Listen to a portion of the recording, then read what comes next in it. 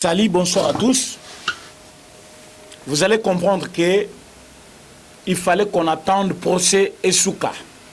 Pour topé Sabino, compte rendu à procès, Tolak Sabino, rapport et à culpabilité, soit acquittement et abattu Barozala, déjà retenu dans le procès.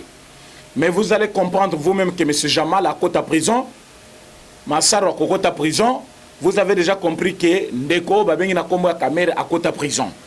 Dans quel sens ma côte à prison? Nous allons vous dire une chose. Bolanda qui procès il y a le début. Bolanda procès il y a le 25. Bolanda qui procès il y a lobby le 3. Bolanda sous procès il y a le lot. Je vous épargne beaucoup de détails parce que tous aboutou makasi awa, mais il faut vous comprendre que tous 8 soins, il y a collègue na bantenne nabino, il y a nani Lokito Congo et nani Sangwa Congo pour vous comprendre ma camboy. Félix Fumu, je pense que l'alité Félix Fumu ozali kolanda émission landa yango na yebiki na bato basali mingi pona makambo ya Congo lelo efanda Félix Fumu azana kati mutu moko ta ko douter yango parce que azali ko sala pour que politique ya Congo ezala intacte. Mais boyo kalika munenge leki na niveau ya procès ya lelo parce que bato ebele bazali na kati ya libunga makasi ba yebite comment les droits fonctionnent.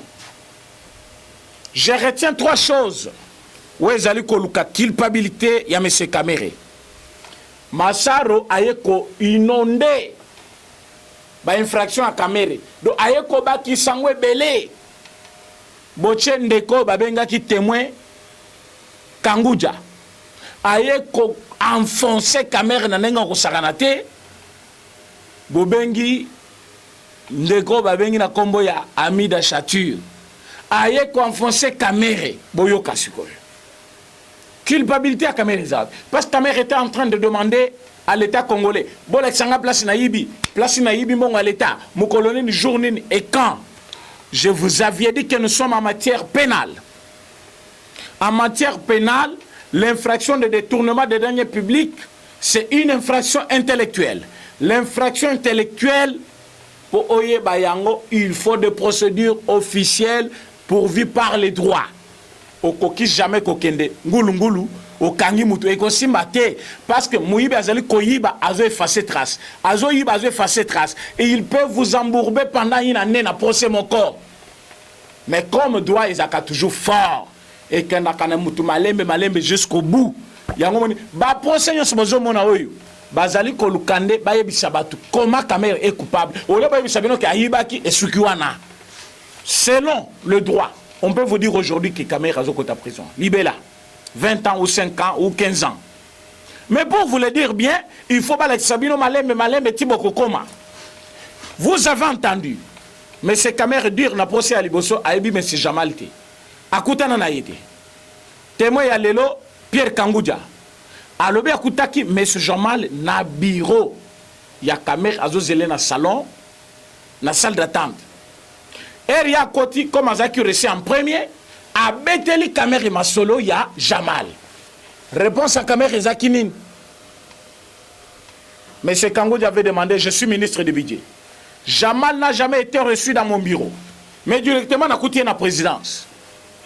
Mais c'est Kamere Lobinaye, pourtant, Jamal a convaincu le chef de l'État. Mais c'est Kamere prend le chef de l'État comme parapluie. Parce que tant qu'on a cité le chef de l'État, juge Bakobanga, vous avez vu le général Tchouéwe Christian Azalu numéro 1, il y a garde républicaine. Donc la sécurité à chef de l'État c'est lui numéro 1. Mais vous l'avez vu comparaître aujourd'hui. Vous l'avez vu témoigner aujourd'hui. On n'épargne personne. Personne. Sauf les chefs de l'État. Ça je dois vous le dire. Nous sommes en matière pénale. Le chef de l'État n'est pas redevable. Le chef de l'État pour répondre devant l'État, devant la Cour constitutionnelle, pour la haute trahison. Le chef de l'État n'a pas trahi. Il a initié le projet de 100 jours. Il faut que Bato va exécuter le travail. Et ils ne l'ont pas fait en bon escient, puissent répondre devant la justice congolaise. Ça ne demande pas le chef de l'État. M. Kamere reconnaît aujourd'hui que quand il avait reçu M. Kangoudja en premier, c'est parce que Simanaye va inviter M. Bazalaki et M. Jamal dit qu'il a été reçu par M. Kamer pour 3 minutes. Donc, ce Bokutana pour 3 minutes, Bokutanité. Donc, Monanate. Selon M. Jamal, Monanate na Kamer. Procès à Liboso. Yami Bale, na yebiyete, na kombo ya la. Lelo à l'obi, Tokutana, mais pour 3 minutes. Vous jouez avec l'État congolais. Mais l'État congolais d'aujourd'hui avec Fachi, ce n'est pas l'État congolais avec Kabila. Vous allez regretter. Bokobenga est dictateur et Talingaïté. Je vous avais déjà dit, mieux vaut la dictature que l'état de droit. État de droit, tout est réglementé. Au violet, moi, na batuma kamboyato qui est rangé à l'amiable les alakaté. L'État a déjà dit, moutoua violé, il faut qu'on ta prison. C'est-à-dire, quand vous violez, vous entrez directement en prison. C'est ça l'état de droit, c'est-à-dire la justice au-dessus de tout. Yango Madame Aboun, je te l'ai déjà dit dans plusieurs émissions, Zonga Moutou, ceux qui ont qui bien droité, Zonga Kles soit, il n'y a pas président René, attends sur ma cam. Dire que, est-ce que sommes-nous dans une république, le juge, c'est-à-dire l'Assemblée nationale remet en cause le juge de la République. Pourtant, nous avons la séparation des pouvoirs au Congo. Le pouvoir exécutif ou législatif ne peut pas donner des injonctions à la justice. Tout comme le président de la République ne peut pas interférer à la justice. La justice doit être indépendante. La garantie de la justice est plutôt organisée et garantie par la Constitution. Personne ne peut venir interférer pour donner des injonctions à la justice, comme prétend Mme Aboun, qui a donné des injonctions au juge que non, le procès ou le dossier de Jean-Jacques Mamba doit être d'abord maman. Il faut comprendre que nous sommes dans notre pays tous, nous avons les droits, nous avons les mêmes devoirs et nous pouvons tous agir et jouir de nos droits. Comment au Kokilelo, comment à Kabound, quelqu'un sacrifié au détriment de Jean-Jacques Mamba. Jean-Jacques Mamba est congolais, Kabound est aussi congolais. Si le droit est fait pour tout le monde, c'est-à-dire Jean-Jacques Mamba doit être protégé, tout comme Kabound doit être protégé. Si vous pensez que pour vous, il faut sacrifier l'un pour l'autre, c'est-à-dire vous avez les sentiments. Et les sentiments, il ne faut pas aller au-dessus de l'intérêt national de la nation. Le chef de l'État l'a fait. Directeur de cabinet, Kende. Au-delà, on a besoin de témoins. Nani, général Chiwewe Christian, numéro 1 de garde républicaine. Donc, numéro 1, il y a garde présidentielle, la chef de l'État. Bomonaki Ayaki, Anthony. Zambe alo laza témoin, pembe na lati lelo maboko pembe, Félix Tshisekedi Alexis Batouké, azali maboko pembe, atindi na Christian Chiwewe Mutubabengi, général, ya garde républicaine, ya sécurité na ye mobimba, atindi kendo répondre devant la justice, Mboke Bongi. Donc aujourd'hui c'est le jour le plus, je peux dire, les jours où j'étais le plus heureux, c'est les jours d'aujourd'hui, la journée d'aujourd'hui, où je trouve le ministre honoraire, le vice-premier ministre, le directeur de cabinet comparaître devant le juge. Non. Na Congo, na République d'Isaïe, na République à Kabila. Directeur de cabinet na ye, Nemi Mwilanya le Kanaba ya Kosam. Impossible. Soit Raymond Chibanda, Ayako Samba, Nabar, directeur de cabinet Kabila. Impossible. Ministre la finance naye, Ayako Samba. Mais aujourd'hui, j'ai vu et les anciens, et les ministres en fonction, Moke Bongi. Si vous savez que moi, je ne passe jamais à la télévision faire les ironies. Quand je passe à la télévision, c'est vrai qu'il y a un message, je vous dis que la justice maintenant est fandi. Dans quel sens? Oh, nazan de quoi fachi, okosi, tambola juste. O te tango balobi ngai, o salireur, makala. Procès à l'élo, caméra clouée. Na ebisa kimino depuis le début sur caméra bimi, donc on a 6 à université. Je vous avais dit caméra à Kokota prison. Aujourd'hui, je vous donne la plaidoirie sur bimité. Bon, le bac présent René Okosabiso. Na plaidoirie à caméra. Makambo nazolo balelo ekobima boyoka yoko ya boso na marché à Pesaki de gré à gré. Il a trafiqué ce marché contre un don dont Yaliboso parcelle octroyée à mademoiselle Soraya. Andimi angoto andimité.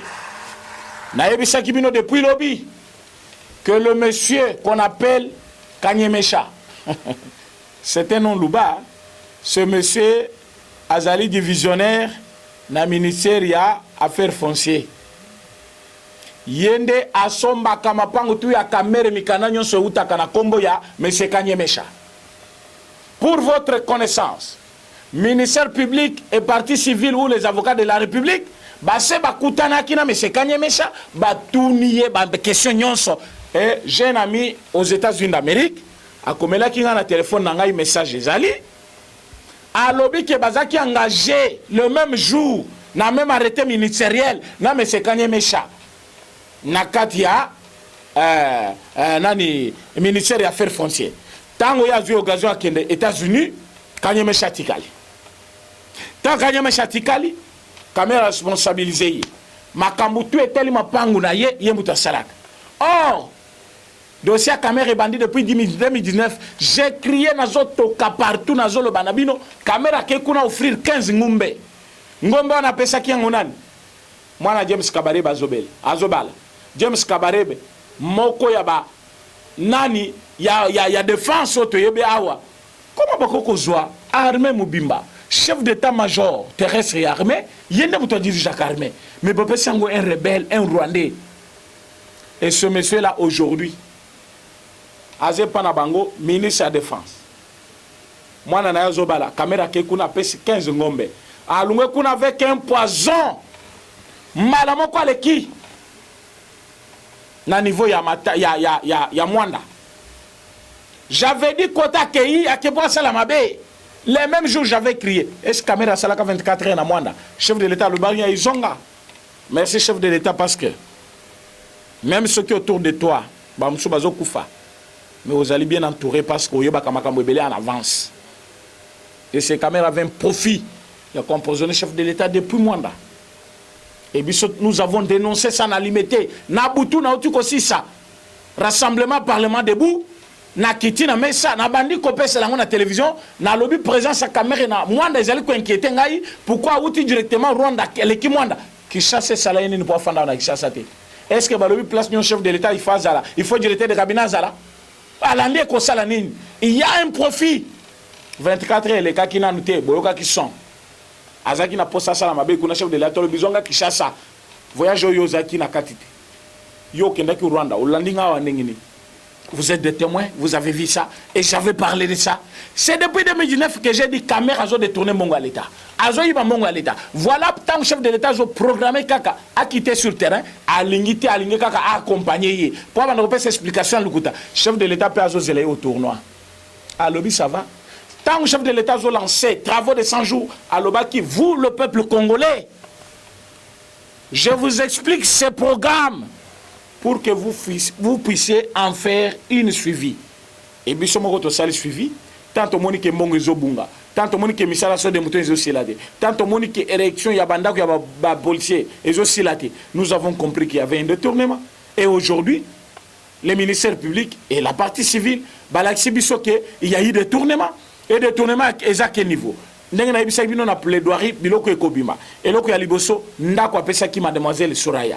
Boyoki bino moko contradiction. Muto apesi ndako kombo na ye nani? Jamal. Jamal alobi ezaki ndako ya kote kate ezaki donation. C'est un don. Comme ezali don. Muto nyonso kopesa marché public contre un don. Azali punissable par la loi congolaise, selon la loi.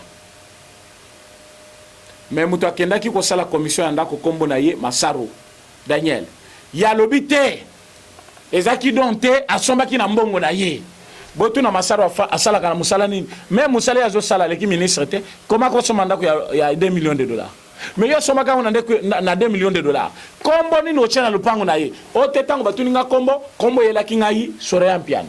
Donc ce monsieur nous prend pour des bêtes.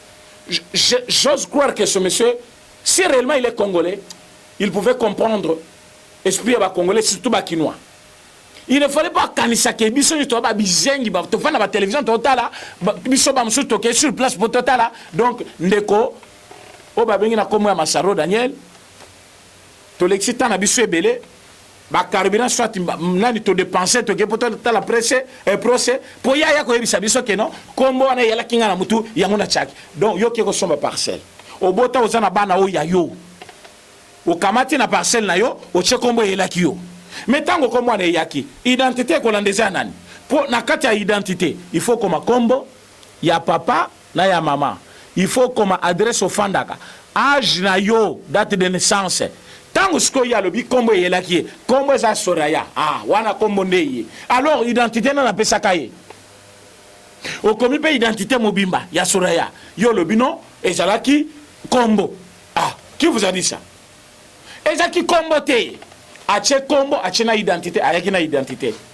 conservateur a lobi tout droit conservateur a lobi moto ayaka na kombo ne yaka soit na procuration soit na pièce d'identité ya moto il faut to sala la session mais tant ba sala session ba moni ke Soraya mpiana azalaka te mais moto yaka na ba document nani Daniel Massaro vous avez entendu la procès à le 25 tango bazo tuna monsieur Daniel nani Jamal est-ce que yebi Soraya mpiana alobi na yebi te na yebi ka Daniel est-ce que question ça qui posé pour aloba na yebi o te na yebi okuna pourquoi c'était combo à Daniel il connaît que c'est par le canal de Daniel que contre Antoine Lekaki, il faut Daniel Aya témoigner. Maintenant, chose grave, bakangaki caméra avant Massaro Abandiko Kima Daniel. Tambake ko kangaye bazui tan ya kokutana te ko fanda te boyoka contradiction. Jamal Mukolonda ko lobi ezali don. Daniel alobi asomba ki na mbongo naye. Na Congo Kinshasa, osombi lupango epa mutu abakisho mususu. Lupango eza 2 hectares. Mutotekelio hectare moko abakisho mususu. Dans quel pays? Ici na Kinshasa? Dans quelle ville Kinshasa? Mutazali komi benga commerçant yakala. Jamal. Hein? Opérateur économique. J'ai l'âge de 80 ans et je peux mourir ici. Après c'est lupango na ye. Osombi lupango atekelio moko abakisho moko. C'est du mensonge. Monsieur Obabengi na Komboya. Daniel Massaro, il faisait l'office de l'itinérant de M. Kamere. C'est lui qui recevait, invité, il y a Kamere. C'est lui qui faisait tout comme commission. Et Moussala na Izalaki, ce qui commission Izali a vu. Ce qui problème Izali a quoi s'y mettre, Kamere ne a quoi intervenir. Il y a un moment même dans la vidéo, Bazali trop attaché comme jamais. Il y a une infraction, il y a liboso don wana et quand il y a déjà Kamere catch. Parce que Soraya, a lobby a yebe le côté na makamunyo swana Mendeko Kamere boyoka ki na dossier à lobby comment il a importuné le chef de l'État. Kamere a importuné le chef de l'État. Donald Trump a tweeté Twitter zanine réseaux sociaux. François Hollande Macron ba Twitter zanine réseaux sociaux. Yazali kolobanini ngai na prenaki ke ba pesi Soraya mpiana lupangu na réseaux sociaux. Et quand je vis ça, j'ai imprimé une copie avec le chef de l'État. Mon salaire est directeur de cabinet. Et tant que le chef de l'État, au chef de l'État, lobby, d'ailleurs, comme il serait à Mabé. Ça, c'est importuner le chef de l'État. C'est importuner le chef de l'État. Oh, parce qu'il est professionnel des réseaux sociaux. Comme pour dire que le chef de l'État, Azam Moussala Salakate, attend la caca des réseaux sociaux. Mais oui, dans les réseaux sociaux, il n'y a pas que du mal. Dans les réseaux sociaux, il y a YouTube. Dans les réseaux sociaux, Twitter. Dans les réseaux sociaux, on peut contrôler l'actualité du pays par les réseaux sociaux. Selon M. Kamere, chef de l'État professionnel, il y a des réseaux sociaux. Quelle blague contre le chef de l'État. Vous voyez quand on vous dit que ces gens, ils sont malhonnêtes. Après, non. La politique, mais il se joue des chefs de l'État. Après, non. J'étais directeur de cabinet du chef de l'État, sur l'instrument du chef de l'État. Ce monsieur, c'est un menteur. Kamere, c'est un menteur. Prison, il faisait la prison, il y a Moulaï. Et regardez ce qu'il fait aujourd'hui. Tant que ça y est, on a vu l'idée à l'ati, à Zubik, à Bandakokom. Donc, il peut mourir pour la femme. Il peut mourir. Qui n'a jamais aimé sa femme? Nous tous, on aime des femmes. On doit aimer la femme qu'on a aimée et qu'on a mariée. Mais cela ne nous donne pas l'esprit. Il y a cause à la cupide jusqu'à niveau que, quand convoqué, ça va convoquer, je peux mettre les faits. Juge à Koufien, je dis bien, on doit ériger un monument pour le juge Raphaël. Monument. Je dis bien, monument pour le juge Raphaël, en reconnaissance ya lutte na contre les mafias na Congo balingité vérité triompher yango moni même Mabund abeli mutu tango ayoki ke bakobanda bengisa bango moko bakei koyokana na bazayiba balobi noto faire voter loi ya ba juge bazalaka élu te bazala voter nommé par le chef de l'État te bazala élu dans quel pays? Les juges sont les fonctionnaires de l'État. Ils sont nommés par le chef de l'État pour remplir leur mission le plus noble. Et ils ont une mission à servir la nation congolaise. Maintenant, ceux qui juge comme voter, on a quatre assemblées, tous en couleur politique. Soit tu es de l'opposition, soit tu es de la majorité, soit tu es de l'UDPS, soit tu es de l'INC, soit MLC, soit PPRD, soit AAA, partir à le imaginez-vous maintenant que le juge va être élu par la majorité. Va servir la majorité. Ceux qui sont élus par opposition, va servir l'opposition. Mais regardez dans ce pays où nous vivons tous, Bazaï Bazali ko proposer proposition loi wana na Mabund. MLC azali na moins de 10 députés. Tant bazo proposer loi wana po banani ba voter, ba se ba yokani. Bango bazali ko sala office mena ya FCC. Na tango na bango ils ont voté tout un tas, une série de lois pour protéger Kabila na ba parlementaire. Maintenant, tant que chef de l'État na biso Félix Tshisekedi a jouir na ba loi bango moko ba votaki balingi balongola pouvoir wana. Mutono maka ba juge as chef de l'État. Bango balobi balongola droit wana na chef de l'État. Balingi basani. Chef de l'État nommé les sous batute, ba juge bazala nommé par des tendances politiques. Maintenant par les tendances politiques, ba comme ko exercer mosana bango au détriment ya petit peuple. Pour ba servir le peuple té. Tango ko zo dossier, ba to MNC ba koloba. Biso ne to votaki yo. Bato a perdre soit bato a majorité ba biso ne to votaki yo.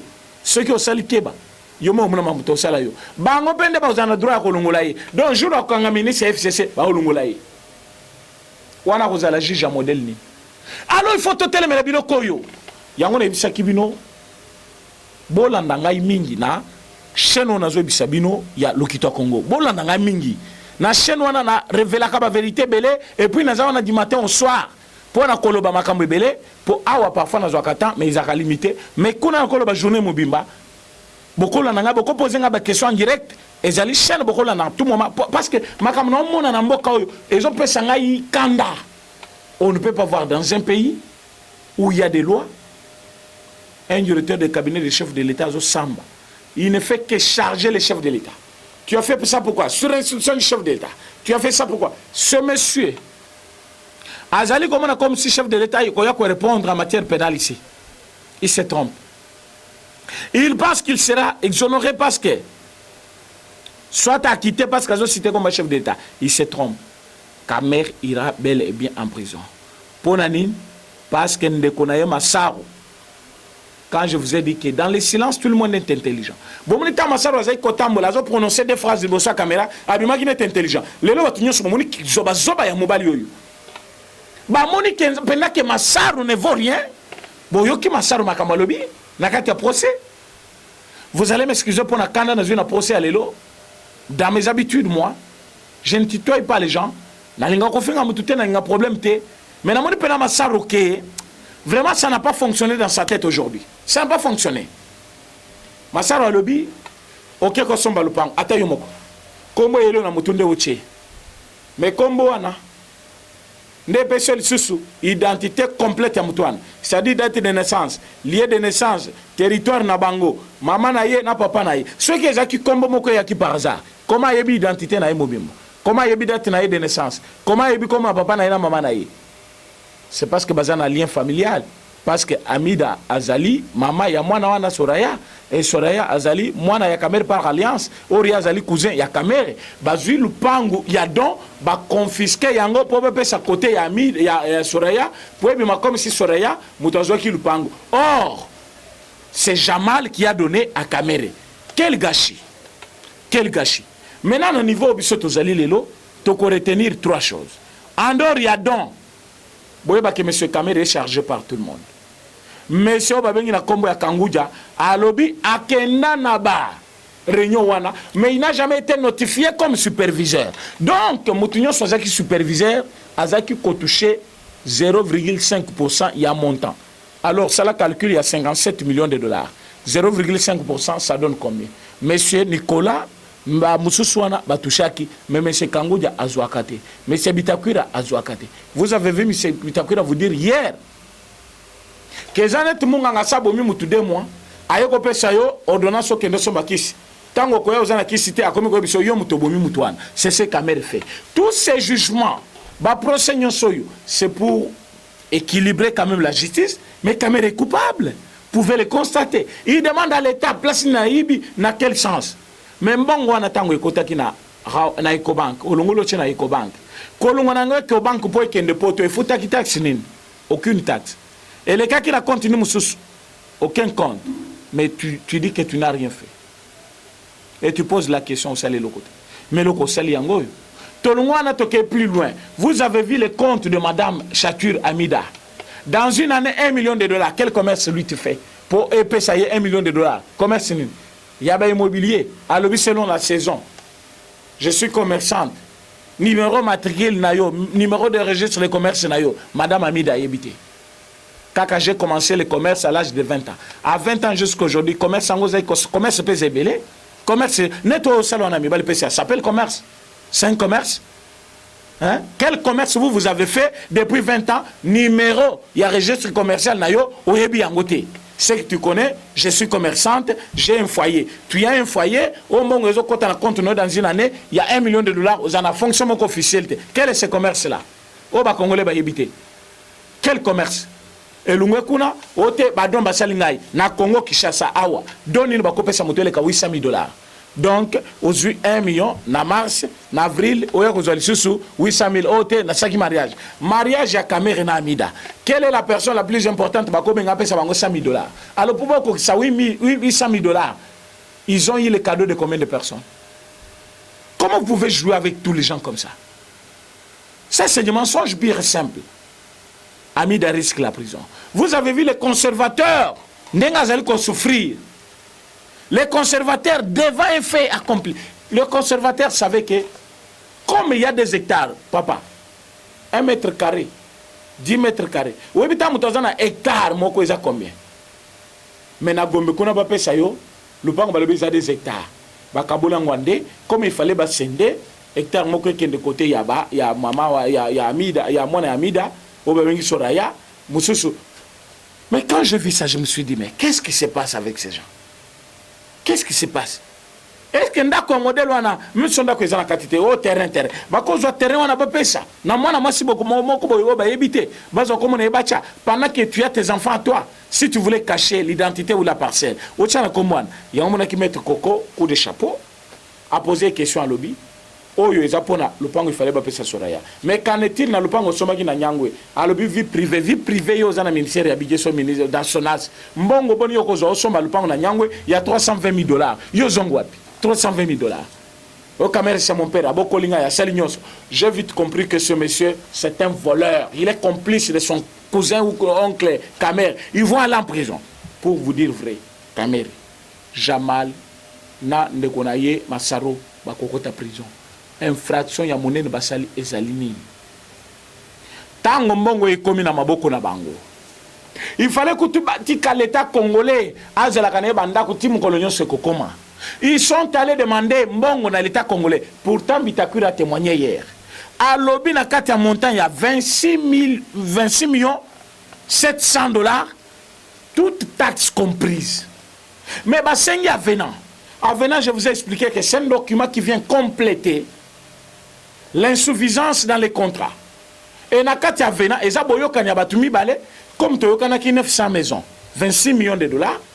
Comme 1500 dollars, tobakisa autant bayokani. Mbayeli Bitakwira avena déjà signé. Bitakwira lobi mais c'est non objectif, il y a non objection parce que contrat nani avena besoin déjà signé. Mais par quel moyen? Dans quelle stratégie vous avez eu 900 maisons, 26 millions? Maintenant, 1500 maisons, directement vers 57 millions. Vous avez calculé par quoi? Vous avez entendu Kamer vous dire non? Au moins, il changé qui va prix parce que catégorie est différente. Au lieu de 5 000 dollars, automatisé à 19 000 dollars. 2500 et puis même si vous prenez 5 000 fois 1500 maisons, vous pouvez savoir bon one. Monsieur Kamer a sali réseau d'Ionaï. yango monaki lelo tango yaye ayena chapele atiki tolo polele tango pe masaro aye atiki tolo polele chapele.